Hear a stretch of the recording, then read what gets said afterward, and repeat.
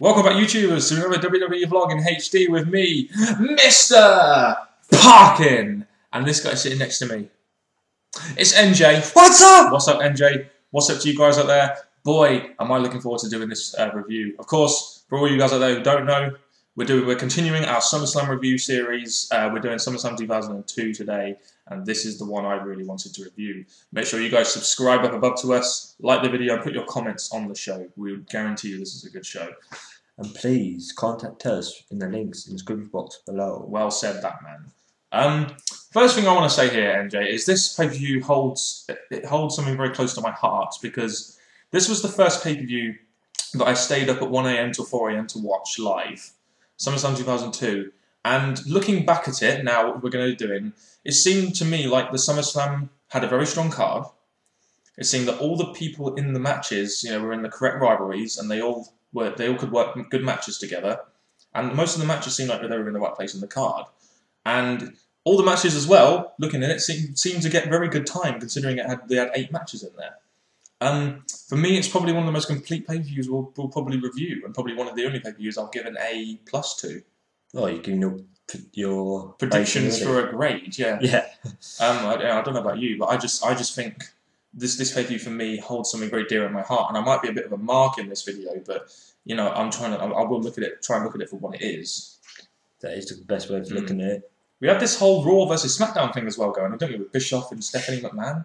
Which is quite interesting, because obviously it carries on through the night, doesn't it? Yeah, it does, which is good. Should we begin with the first match? Let's go with the first match. The opener, we got Mr. Olympic gold medalist, Three Eyes, Kurt Angle himself, versus who's that jumping up the sky? Oh, and why Mysterio? Here we go. No, sorry, AJ, I didn't mean to do that. Are you alright? Rey Mysterio. Yeah, it was Kurt Angle versus Rey Mysterio, but as an opener, this was very good, wasn't it? It got the crowd alive, because they're both good. You suck. You suck. I love that whole thing about Kurt Angle, the "you suck" thing. It was awesome. It fits in quite interesting. So yeah. Yeah. It seemed to me the kind of match. It did what the opener should do, and that's get the crowd really hyped. You have the amateur wrestling style of Kurt Angle going up against the high flying style of Mysterio, which makes for a very unpredictable match. And this match was very back and forth. Went on for 10 minutes. In all, I really liked this opener. And I think when it came to it, I really thought, oh, Rey's won this. I really did, just because obviously the way Rey is, the way Rey moves, it just makes me think that he's going to get put over by Kurt Angle, because he's the newish kind of wrestler here. Yeah. But luckily for me, Kurt Angle won! Yeah, he managed to counter one of Rey's moves with an ankle lock. There was a lot of reversing to get the ankle lock. He really wanted to lock it in. It's all part of this technical aspect of Kurt Angle's wrestling, which I kind of liked about this match. Again, I just really like this match. Kurt Angle and Rey Mysterio, someone like Kurt Angle can always work a great match because he's a great wrestler, especially with someone like Rey Mysterio. That's true. Great opener in my opinion. It was, and this match definitely proved that it was a good opener and good in-ring compatibility between the two. And it got us started on the right note going into our next match, which was Ric Flair versus Chris Jericho. And at the time, Chris Jericho was a heel, and Ric Flair was the sort of over with the crowd. And let's not forget, this was just after the time, I believe, when they had that whole thing with Vince McMahon about the ownership of the WWF after the invasion angle, which we reviewed last SummerSlam. We did, yes. What was this match like for you? Again, as much as I like the way Jericho is with wrestlers facing, at the moment this match didn't really do a lot for me. I enjoyed it to begin with, because obviously you saw the promo of their hatred towards each other and how much they wanted to go at each other, but the match itself, it just weren't one of the best for me. Like I said at the beginning, you have Chris Jericho here, who can work with pretty much any wrestler.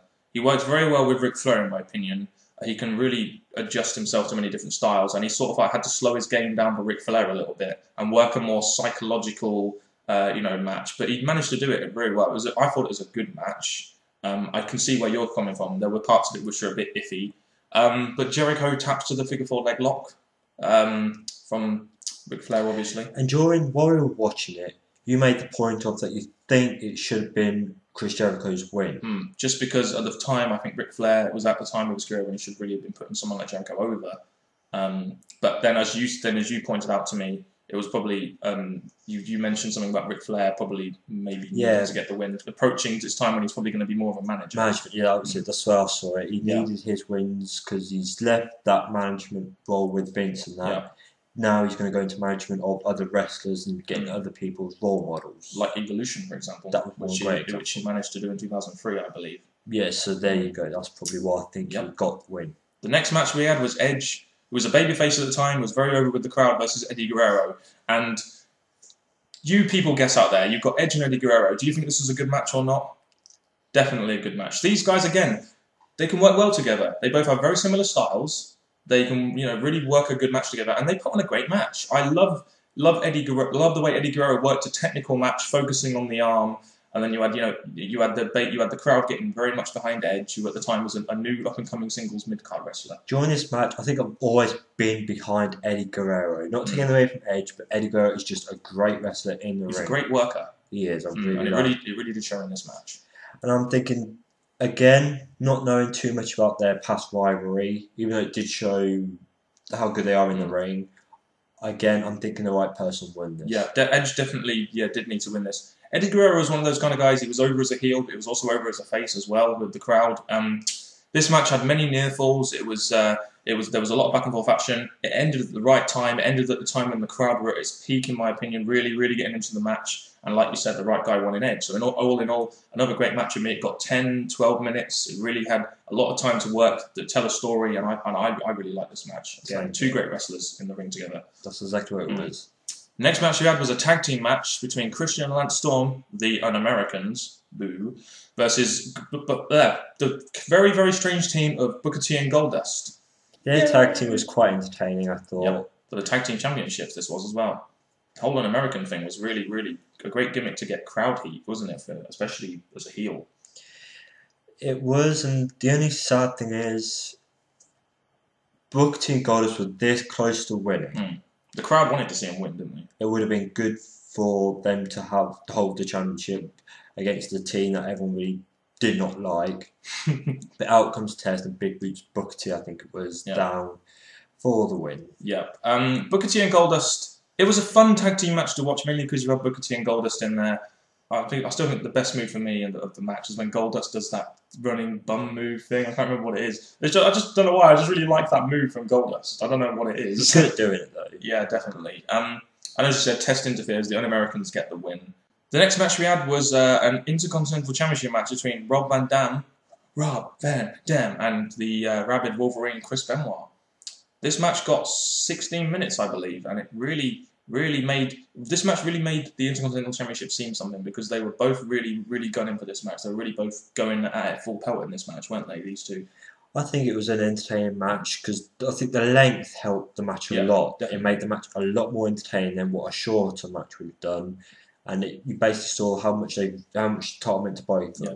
And this is the great thing about when these matches get time. Not only can it tell a story, but it can really help slowly build up to this final moment when RVD, I believe, wins the belt. And at the time, I think RVD was, a guy who just come from the Alliance storyline. I mean, he was a rising star. Trying to settle into WWE. Exactly. Yeah. And they really did solidify him with this. It was a great match, and the 5-star Frog Splash was really over with the crowd.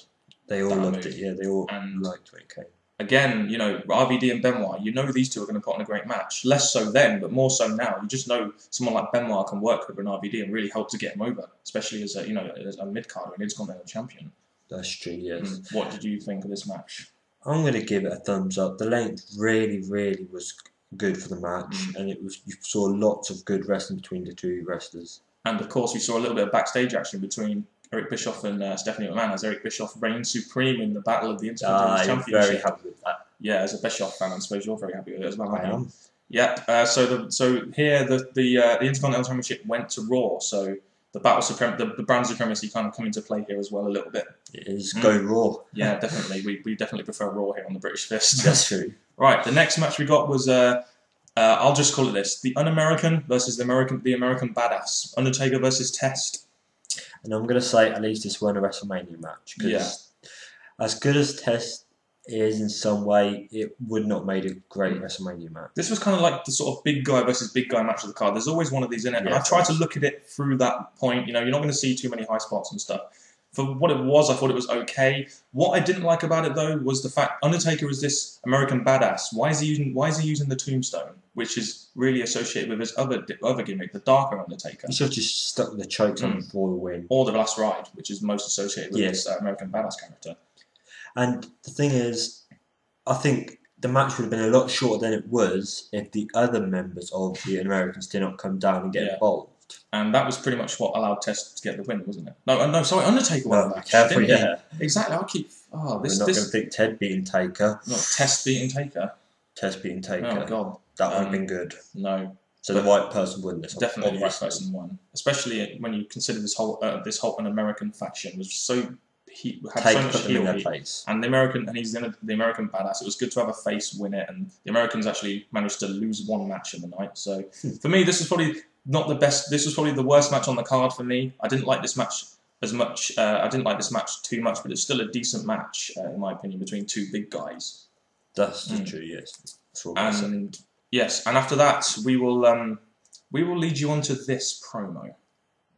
They were once best of friends. They did YouTube videos together, known as the British Fist. But then he turned on his best friend.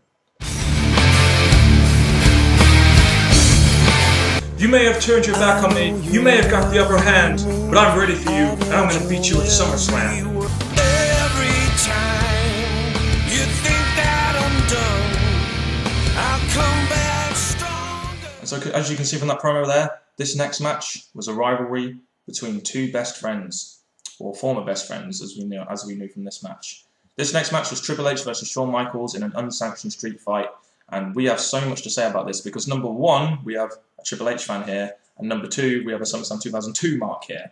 So where should we start really with this match? This was Shawn Michaels' big return, wasn't it? Really, it was a big return, and what I'm going to say, even though most people's returns win their match. The match was a good back and forward. Anyone could have won this match. Yeah, this is the whole part of Shawn Michaels' sort of I come for a fight. The pre-match promo did this job as well as ours. did this match real good. This match lasted 27 minutes. You could see the storytelling in this match between Shawn Michaels and Triple H. And this is the kind of match we needed before the main event. It was brutal. We had lots of weapon usage. You could tell that they really hated each other during this match.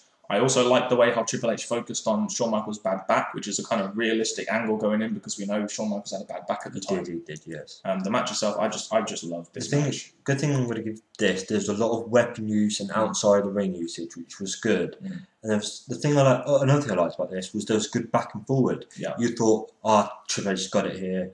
Shawn Michaels got it here. It was really, really fun to watch. It was definitely. It's just one of those matches that you want to rate 5 stars because it's just one of the matches that captures the moment correctly, it captures the rivalry correctly. The match quality is good. The story is told excellently, I think, and the fact that it's an unsanctioned street fight just says dividends for this rivalry, especially at this time. And I'm pretty sure this is going to go down, or is gone down, as Shawn Michaels and Triple H's best match together. Definitely. Until maybe, oh no, because they had a 3 stages having a Hell in a Cell match. We haven't seen that yet, but we will, I'm sure, see it in the future at some point. This was a great match, though.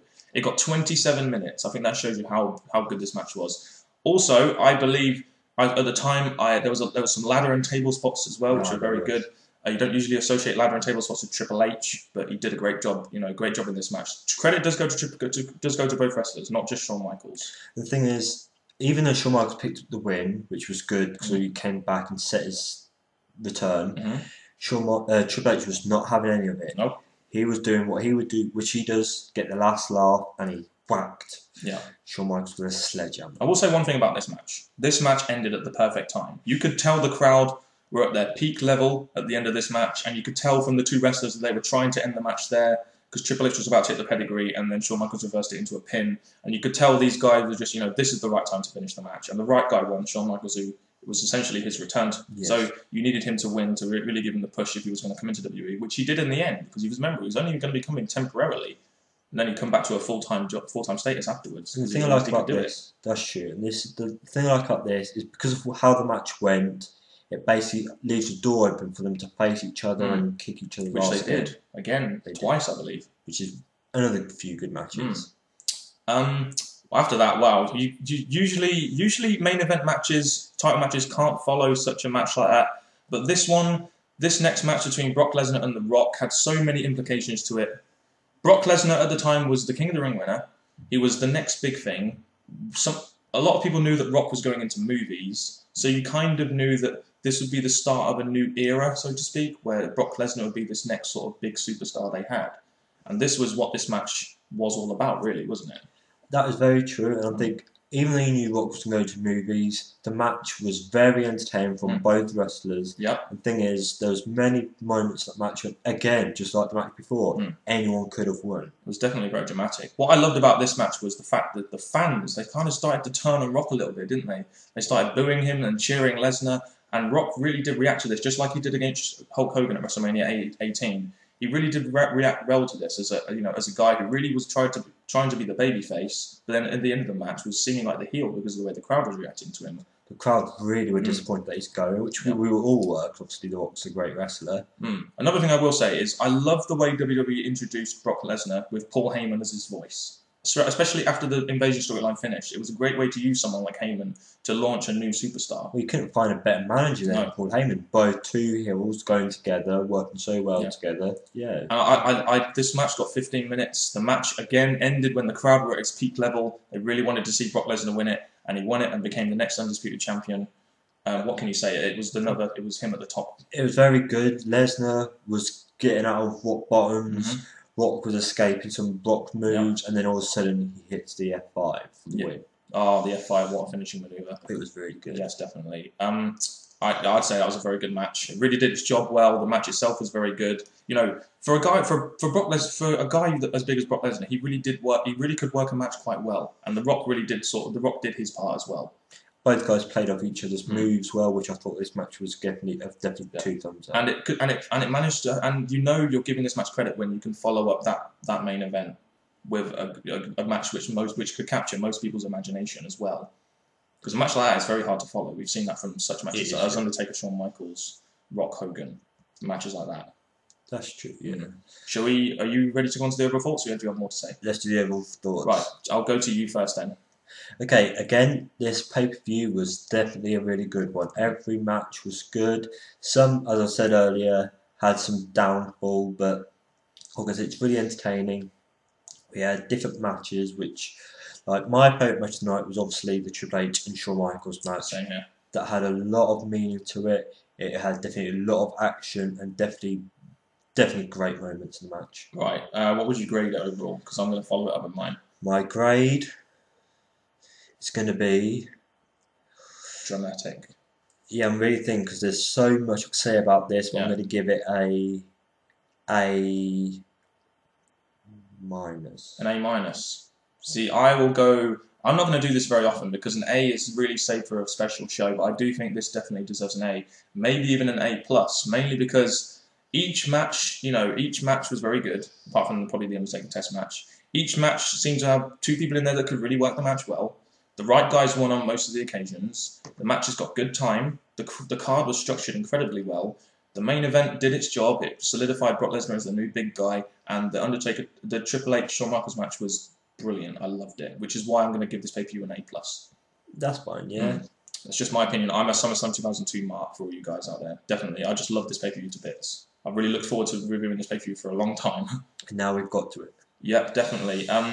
Guys, make sure you put your thoughts on SummerSlam 2002 out there. Maybe you're a SummerSlam 2002 mark out there like me. But make sure you put them in the comment section below. We really want to hear your opinions on this. NJ, do you have anything to say? What I'll say is that the way SummerSlam's done, we look forward, as we both look forward to this one, because there's certain matches in this that I've looked forward to. Now we've got to it. You've heard our thoughts. What are your thoughts? Yep. As we've said, share them below. And look forward to seeing a SummerSlam 2003 review, which I believe involves a nice elimination chamber, which has got his favourite wrestler Triple H in it. So we'll leave it there. Thank you very much, guys, for watching once again, and goodbye.